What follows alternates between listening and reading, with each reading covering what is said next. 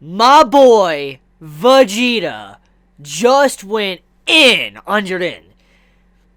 This was my episode. This was my episode. This is the episode I wanted so bad. I know Vegeta's face is technically in the dirt at the end of the episode. I know. You don't. Let's not talk about that, okay? Let's just push that to the side, okay? Regardless of that, Vegeta, the man went in. He went in. He landed not one, but two critical blows to Jiren. He hit him right in the gut, not once, but twice. First with a punch, this uppercut punch, which was just like what Vegeta did to Imperfect Cell such a long time ago.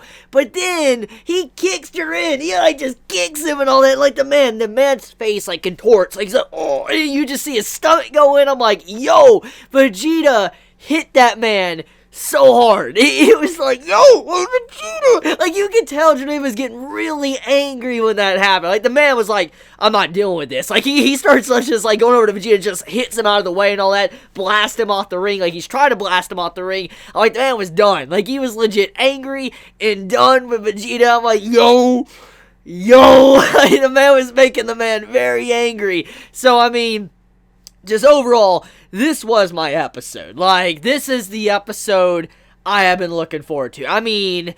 What a great start. What a great start to 2018 for Dragon Ball Super. I'm just going to say right now, best way to start a year, because I'm a Vegeta fanboy. I admit, I'm biased, okay? I'm very biased when it comes to Vegeta. I'm a Vegeta fanboy. But just seeing the man go in, and he fighting and all that. The man just fighting him in. He's like, you know what? I don't care. I don't care about Ultra Instinct. I don't want Ultra Instinct. Kakarot can have that. I don't care. I'll find my own way. He just powers up. Final flashes. I'm like, bro. Oh. There were so many callbacks. There's so many iconic Vegeta scenes throughout Dragon Ball Z. Now, I was just like, they clearly made this episode for the Vegeta fans. It's clear as day. Let me explain why. Number one, as soon as Vegeta went in, he punched her in right in the stomach, and that, like I said, was a callback to, obviously, Imperfect Cell, because Vegeta, introduced into the battle that punch right to Cell. He just came in, boom, right into Cell's gut, and that was it, and that's how the battle started. And then you have, later on, we see a little glimpse of Vegeta, and, how he's doing Final Flash, and he even says, you're not gonna dodge this, are you? That's basically what Vegeta did to Cell. When Cell achieved his perfect form, Vegeta used Cell's own pride and arrogance, which, had in him, but thanks to Vegeta, he's like, you're not going to dodge this. If you're really so strong, if you're really so perfect, don't move out of the way. Take this on. And that scene was probably one of the most iconic scenes in Dragon Ball Z for me, because it was just such a good moment. Just seeing Vegeta that angry. That man was so livid. Charging up Final Flash and all that against Cell. And you see this power getting stronger and stronger. The clouds are getting hit by Vegeta's energy. You see the ground moving and all that. Krillin's freaking out. Trunks is freaking out. It's just an incredible moment. And when you see that callback into this episode, and Vegeta's just powering up, you see the strength. Everybody's freaking out and all that. You see Krillin freaking out too, because he knows. He knows the power of the Final Flash. He knows how crazy Vegeta can get with that. And we know that in terms of Ki Blast, I do dare say that the Final Flash is still, to this day, one of the biggest Ki Blasts we have probably ever seen. Besides what we saw with the Spirit Bomb and stuff, with that big explosion, besides that, the Final Flash is obviously one of the biggest things we've ever seen.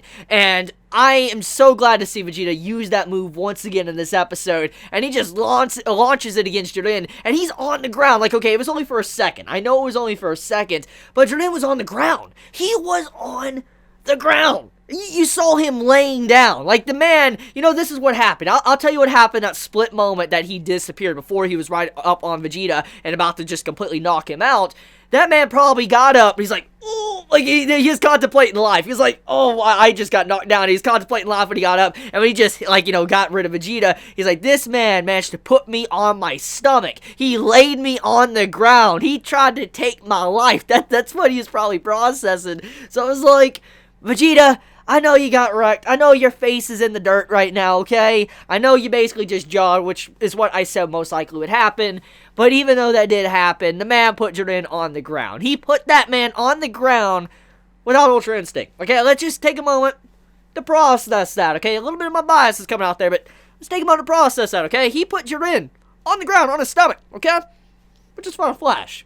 So, anyways, let's talk about the fact of, Vegeta in his so-called new form. So, apparently, by the episode preview, because if you see the, preview for next week's episode, it states that Vegeta is getting a new form. And you actually kind of see a glimpse of it in the ending song image. You actually get to see it. And overall, looking at his new form, it doesn't look or appear to be Ultra Instinct. Judging by what he said in this episode as well, he's like, Kakarot can have Ultra Instinct, I don't care about it. I do believe eventually he will achieve Ultra Instinct, but something's going on. Something's very different with that Super Saiyan Blue form that Vegeta has in the ending song, and I'm like, that's very weird. It's very different. The shade of blue is very different. The eyes look very different, and it makes me wonder exactly what that is. Many are speculating, from what I've seen so far on social media, many are speculating that maybe it could be a possibility of a Super Saiyan Blue, 2. Like, it could be Super Saiyan Blue 2. Like, Super Saiyan 2. That's what many are saying, and personally, I don't think that's probably what that is. I have read the manga of Dragon Ball Super, and if I had to assume anything, maybe what Vegeta has there is a perfect or a mastered version of Super Saiyan Blue. For instance, he has learned how to completely master Super Saiyan Blue, not have his ki constantly leaking out. That could be what we have going on in that moment, in the ending song. So, who knows, maybe Vegeta's new form isn't actually Ultra Instinct, but a mastered version of Super Saiyan Blue, which would be very cool if that was the case, because that allows Vegeta and Goku to have their own traits, their own things they're good at, and be completely separate, because, let's think about it like this. One of the big things about Vegeta, and one of the big things about Goku, and one of the big things we've always seen with their characters in a rivalry, is that Vegeta, he's always playing the second fiddle, usually. He's always the fiddle, and Goku always achieves the next form first, like, for instance, Ultra Instinct that he's received in recent episodes. Vegeta's always the guy to get that second form last. I mean, Super Saiyan, he achieved it right after, Goku, and Trunks was introduced. He achieved Super Saiyan. And then Super Saiyan 2 came out, and then he finally achieved Super Saiyan 2 after Gohan. He's always playing that second fiddle in the story.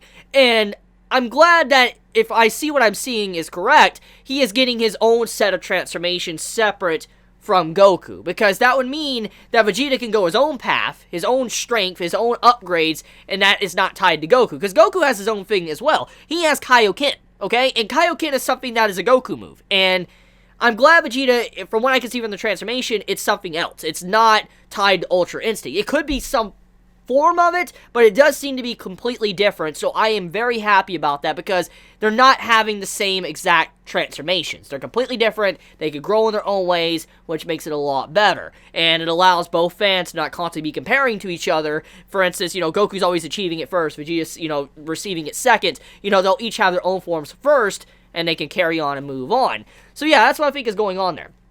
But anyways, though, I do believe that this episode, it was good. Like, art and animation, it looked like Dragon Ball Z. Like, you remember a couple episodes back when I was talking about, the Kefla episode and all that? I said it looked like an OG Dragon Ball Z episode. That's what this episode looked like. It looked like one of those episodes again. It was a really beautiful episode. I mean, I even took moments to pause in between the punches when Vegeta and Jiren were going at each other, and the images looked really good. Usually those images don't look that good, but they looked really good. Just Toei really went in this episode. It looked like a really beautiful episode. So many good images, so many good, potential thumbnails throughout this episode. And I'm like, this is just a beautiful episode, and I'm glad they dedicated so much effort to this episode, since it was a Vegeta episode. I mean, it didn't just also focus on Vegeta. We had some other good moments throughout the episode as well. We had the Topo stuff, and then we had the Frieza stuff with Despo. There was some really good stuff in this episode. So, I mean, even if you're not a Vegeta fan, you're going to love the other segments. You're going to love Gohan and Android 17 going up against, Topo. I mean, you're going to love Frieza going up against Despo. I mean, there's some really good fights in this episode, besides just what was going on with Vegeta. So let's get into that. Topo overall, that fight with Gohan, Topo is a tank. The man has already showcased many times already in the past that he is incredibly durable. He's very strong, and he was fighting Goku at Super Saiyan Blue. We saw that ourselves, so we know Topo is no pushover. And so Gohan fighting him, it will definitely serve to kind of strengthen him and build him up for the future if he's able to take him down. Now, the Despo fight, I think out of the other, the two fights besides Vegeta's, Despo's fight was the most fascinating to me because Frieza, as I've already said, I'm also a Frieza fanboy. I like Frieza a lot. I like his character. He's just so iconic. And seeing him fight Despo, going up against this man, and he was acting like, an arrogant person, and he was, like, just completely destroying Despo at first, and then Despo grabs his tail and starts dragging him. I'm like, yo, he's grabbing Frieza, and he starts dragging him. Like, God, dude, I lost myself. I started laughing when he grabbed Frieza and started slamming his head through the wall. He just dragged him like he was doing a Broly move. He was legit being a Broly in that moment, like what Despo was doing to Frieza. He grabbed Frieza's head, just started ramming him through the wall and all that, and you heard Frieza screaming, and he was on the ground. I'm like, yo, in some ways, that was very satisfying, not gonna lie. So, yeah, episode overall for Dragon Ball Super this week, very good episode. It was a fun episode, as you can see by my face. I was smiling, and yeah, let me know your thoughts in the comments below. I love you guys. If you enjoy my content, please subscribe. If you like this video, please leave a like, and if you want to get notified for whenever I upload a video, please click the bell icon next to the subscribe button down below. Love you guys. Please be safe, stay warm. Chibi out.